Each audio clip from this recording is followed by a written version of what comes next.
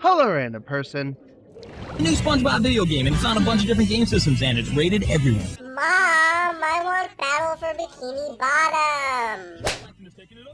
What the hell is this? That, younger Sab, is a plug and play. Back in the 2000s, when people couldn't afford consoles like PlayStation or GameCube, they would give their kids these controllers that you can plug into your box TV. They had tons of stuff based on games, but they also had ones based on popular IPs at the time. Since Spongebob was in its prime, it had 5 of them, not counting crossovers. So I bought every single one so I can give as in-depth of a review as I can. So I actually owned every single Spongebob plug and play as a kid, except for this one. So later on in the video, I'll have someone who had. But let's look at the controller. I'm positive if you think of the phrase Spongebob plug and play, this is the first image that pops into your head. And for good reason. It's basically an Atari controller as Spongebob's head, with his nose being a joystick and one of his holes being a button. This is probably my favorite design for its simplicity. I won't lie. Starting off with this game opposed to the ones I played as a kid felt very off to me, because it's definitely different compared to the later entries. It looks super rough around the edges and doesn't even have menu music. They fixed it in later releases of this game, but mine doesn't come with that. You get 5 games: SpongeBob's Bubble Pop, Sandy's Surf Adventure, Invasion of the Hooks, Patrick in the Maze, and the Super Chum Bucket. On Nick.com, there was a game called Deep Sea Smash Out. It was basically a brick breaker game. If you played that, you've definitely played this. It's the same thing. It's a brick breaker game, where you pop bubbles with SpongeBob's head and a marble. There's a lot of power-ups too, from a multi-ball to an absorbed spinch, one that speeds things up or slows things down, spatulas, and one that pops multiple bubbles at once. It's pretty cute for what it is. I just wish there was music, which is a complaint I have for all these games. There are 50 levels, but I'll be real, I suck at these brick breaker games, so there's no way I'm beating this unless I decided to quit having a life altogether. Also, for all these games, I wish there was a pause button in level select, so I can go back at any time. Sandy's Surf Adventure is basically a game where you shoot urchins and seahorses. I won't lie, I suck at this game. Invasion of the Hooks was the only one I 100%ed. But that's because there's only 20 levels. You're Spanked Beef, and you're stopping hooks from catching your friends who are doing absolutely nothing to help the situation. You know, guys, you could just move. I'm just saying. Also, Mr. Krabs is here for some reason, despite knowing the danger that comes with hooks. Honestly, I had a lot of fun with this one, and I like the difficulty spikes they add later on. Patrick in the Maze probably has the most charm out of all of them. The downside is that I suck at mazes, so I couldn't finish it if my life depended on it. Lastly, we have Super Chum Bucket, which is a platformer. It's kind of fun, though the story of Sandy being kidnapped to get the formula out of Plunge Slop doesn't make a lot of sense. We all know Sandy would get herself out of there and kick Plankton's ass. Overall, this plug and play, despite having a peak design for the controller, feels very rough around the edges compared to what would come later. But it's still a decent start nonetheless, and would still recommend it, especially if you're into SpongeBob history like I am. But since I haven't grown up with this game, here's my friend B to talk about her experience to balance things out. Hello, my name is B, your lone California wolf. This is my review of the SpongeBob 5-in-1 plug-and-play video game. I had such a love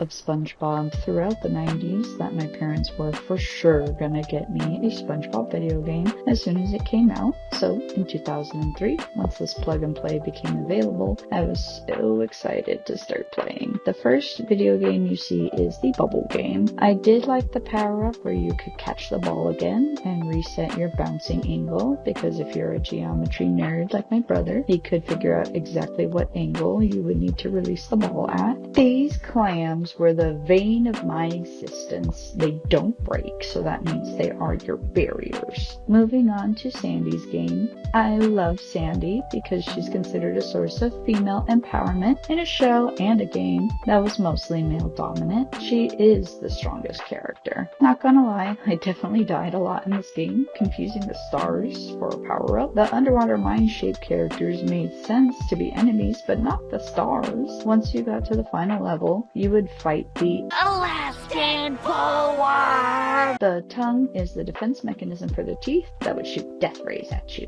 Once you broke all his teeth, you won. Hooky is one of my favorite episodes because it taps into your adolescent self. You want to do things your parents told you not to do, and you think you're invincible, so nothing bad will happen. I would get extra frustrated when you had 5 hooks that dropped at different speeds. Like if you had a hook that was a 4 hit and it was moving the fastest, you kind of panic and be like, OMG, am I going to be able to save my friends? It would give you an existential crisis of sorts as a young child. The Patrick Star Maze game was interesting because it played on a couple different dynamics, almost like mini-games in a mini-game. When Patrick would do his little victory dance, I would do it with him whenever I won a level. I am a 90s child. I was born in 92, so something like Invasion of the Chum Bucket, which is essentially a Donkey Kong clone, helped me connect with those older video games that paved the way for video game home entertainment. You would climb up the ladder, you would avoid the lifesaver rings, ironically. This was really interesting to me because it connected between the 80s gamers and the 90s gamers. These games in general were super fun to play. I was about 10 years old when I was playing this game. One of my favorite features was wiggling Spongebob's nose as the controller. I felt like they could have utilized that feature in the actual cartoon at some point to make that connection stronger. Thanks so much for listening to me gab on or sav on, and we will see you in the next installment. Bye!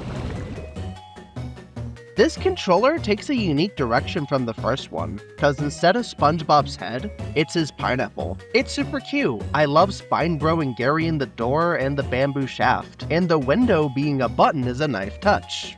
This will be a brief review because, well, this isn't really a game. It's more like a series of activities, I suppose. There's Mr. Spongehead, which is like Potato Head, Seaside Slider, which is just sliders, which I suck at, Gary's Goose Art, where you can poorly make art with Gary's slime. I'll stick with the U-Draw, thank you very much. Color Me Spongy, which is a coloring book. Mix and Match Patrick, where you can match Patrick to the correct costume. I was able to play this one fine because I recognize all the stock art and images from the show, but I can see others having a hard time since sometimes the bodies and pants are the same. Metal Shaving Makeover, which is a game where you give facial hair to the characters. I know this is based on a real thing that exists, but I honestly had a hard time figuring this out. Lastly is Krabby Patty Fry Fest, which is the most gamey game on here. It shows ingredients on a paper, and you have to put them in the correct order. Though I am very concerned that he's serving patties with anchors, wood, and a shoe. Unless you're the one guy who loves grilled shoes. Hey, how'd they know? I love grilled shoes! It's serviceable for what it is, and it's certainly not a bad game, but you kinda have to be in the right mood for it. Especially since, spoiler alert, the rest of the plug and plays are more like actual games opposed to activities.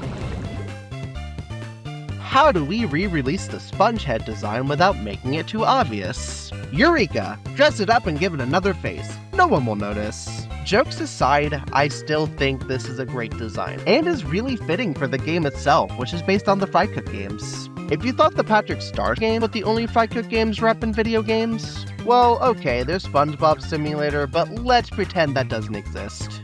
This plug and play did it first. It's a whole game dedicated to the episode. If you're playing this game in order like I have, you might have noticed one thing. Holy fuck, this game is difficult. Not only that, but it's in depth too. It has records, it has an award gallery, it has multiplayer, it has training, along with the main attraction, the tournament. The training is very helpful to familiarize yourself with the minigames, which include Runaway Tray, Air Patty, Stack-a-Snack, Patty Sauce Showdown, Rail Skating, Jelly Flop, Dessert Highboard, Pickle Barrel Dash, and Deep Sea Diving. The last one is only in the final tournament for some reason, but it is a part of the training. You'll have 5 worlds you can win gold, silver, or bronze in. Bikini Bottom Qualifiers, the Krusty Krab Open. Did they forget to finish that one? That feels like an incomplete sentence. Jellyfish Fields Invitational, Goo Lagoon Championship, and of course, the Fry Cook Games. Each world is a different set of minigames that go up in difficulty as you go on. The only consistent one is that they all start with Runaway Tray. Most of these games are super fun and instantly replayable, while the others are still fun, but are a bitch to get a gold on, especially Air Patty and Jelly Flop. most of them I could not pass in training, but I was able to play just fine in the tournament, thankfully. I just struggle with those two the most, cause they expect you to get really high scores. While half of the time, I feel like I only get it out of pure luck. In the instructions of Bear Patty, there's 12 special moves. But I've been moving my joystick in multiple directions and only found a couple. Do the buttons count? Does anyone have a guide for this?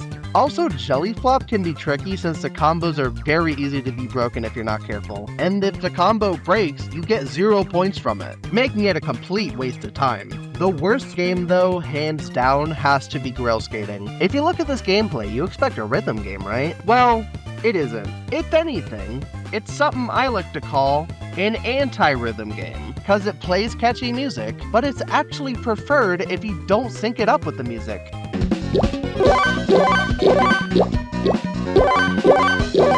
Somehow I got a gold medal in training, and it is still decent to play. I just hate that they didn't put in the effort to actually have a sync up with the music.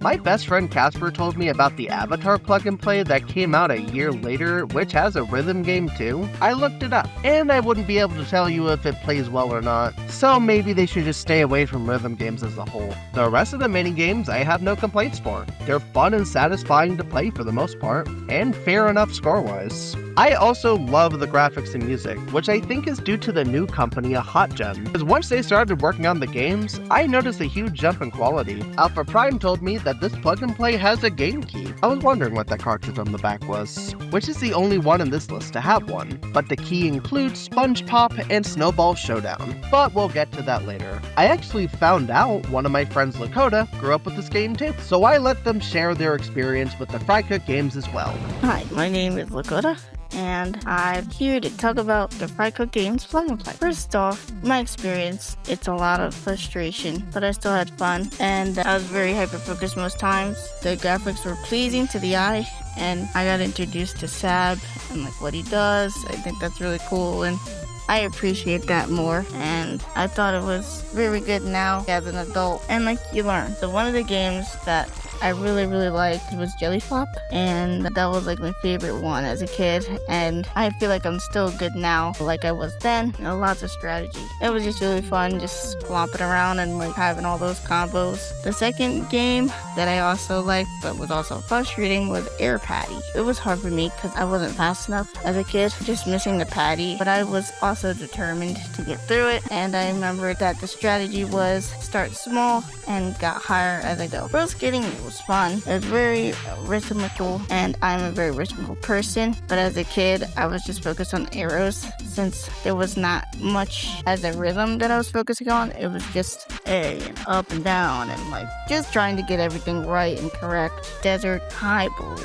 That was very difficult due to grill skating because compared to its speed and like making sure that the buttons were also correct, but I wouldn't make it in time, and I would also like rage quit multiple times, and it was just terrible. But the more I tried, the better I got. Deep sea diving, that was like the worst game I could ever play. I thought it was very brutal as a kid, and I hated it. I didn't have any depth perception as a kid, but that was before I got glasses. Just getting into those rings were hard, and so I just tried to avoid the game altogether, but that didn't always work due to the point the game was wanting me to play all the games, so I had to play that from time to time. And once again, rage quit, but I really was glad that I got the opportunity to grow up with that as a kid. And now I would say that I enjoy challenge as an adult rather than as a kid, and I really enjoyed the game overall. So thank you, Sab, for letting me speak on my experience.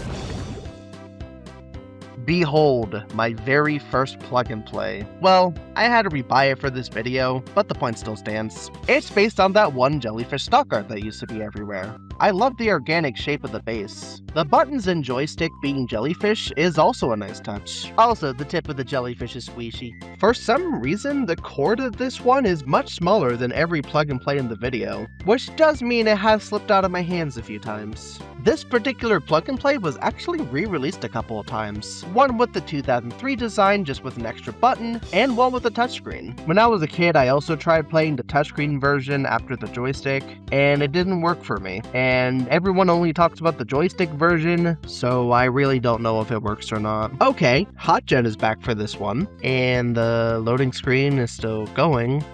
I wish you could skip this, Wait, there's only 4 games? Well, yeah, but thankfully there's a lot in them. Jellyfish Dodge, which is the game the plug and play is named after, is where you do multiple challenges, such as survive for 60 seconds, reach the trap door, collect golden jellyfish, and whack jellyfish. Jellyfish were harmed during the making of this game. For survival mode, you have different power-ups, like a shield, speedy shoes, a clock to slow time down, and karate gear, which is the easiest one to use since it never runs out. You'd be surprised how difficult this game actually is, especially since my joystick was much looser than the other plug and plays. So I had to be more precise than usual. This game is so difficult that I'm having a hard time figuring out how a kid is supposed to play this. Like, it's a great challenge, but a lot of these can be very brutal, especially the latter stages where they only give you 1 life. Speaking of lives, you know how most games have recovery time when you get hit? Well, kiss that goodbye, cause if you get stung, you can get stung immediately afterwards. Next one is Guide and Collide.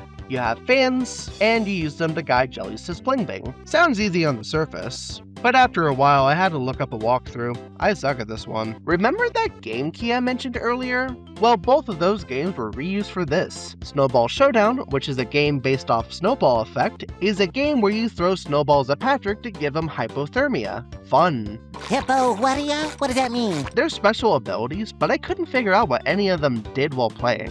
But thankfully it came with a manual so I can tell you. They have Rapid Fire, Cluster Ball, Mega Ball, and Guided Ball. It seems simple enough, but some areas can get super difficult as it continues, due to the way the platform is built, the wind, or the snowball count. If you have friends, you can even play this one in multiplayer. Lastly, we have Spongebob. It's just SpongeBob's Bubble Pop from the very first plug and play, with a fresh coat of paint. I like this one better. It has music, the graphics are cleaner, they even have boss fights now. Plus, instead of a bonus, you can collect Krabby Patty pieces to gain a life, which I think is much more helpful than a score multiplier. Overall, this is a fun collection of games. Even though there's less games and no story compared to Fry Cook Games, each game still has a lot to do.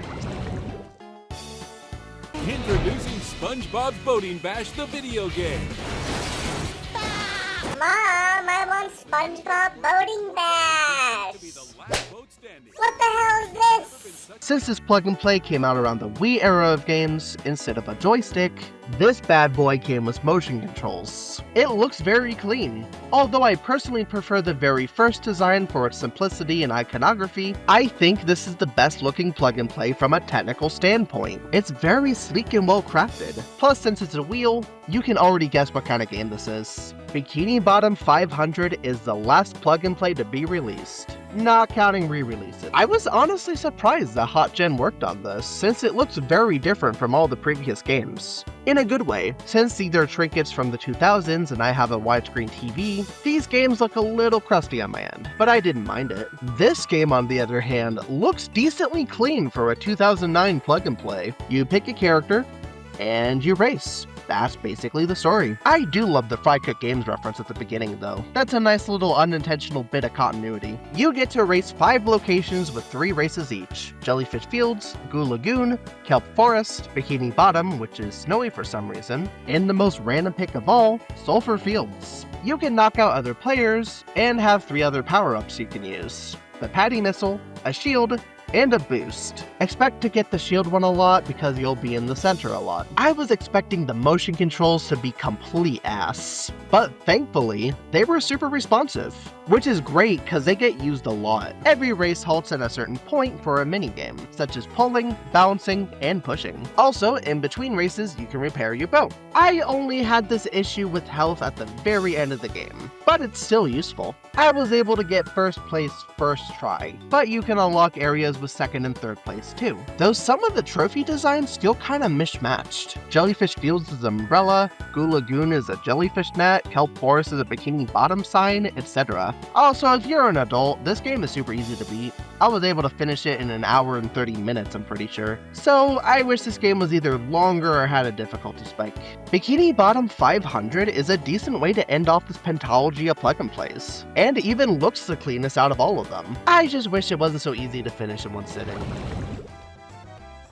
Now that we've reviewed all of them, let's rank them all. Number 5, Dilly Dabbler. This is more of an activity pack than a game, but it's fine for what it is. Number 4, Spongebob 2003. A decent start with some cute games, but you can definitely tell it's rough around the edges. Number 3, Bikini Bottom 500. The best looking game out of all of them was fun racing gameplay, but it's sadly very easy to beat. Number 2, Jellyfish Dodge. Some games are more challenging than others. Plus, for having only 4 games, you get a lot of mileage out of them. And number 1, the Fry Cook games. An instantly replayable experience with fun minigames, goals to work towards, all wrapped up in a package based on an iconic Season 2 episode. To make a long story short, the games we have now are mostly better, but I was surprised that a lot of them still hold up and are actually pretty fun to plug and play. If you want a fun, mostly cheap relic of the 2000s, I'd recommend getting at least one of these plug and plays. Plus, if you're not into SpongeBob, there's tons of stuff from other cartoons and games as well.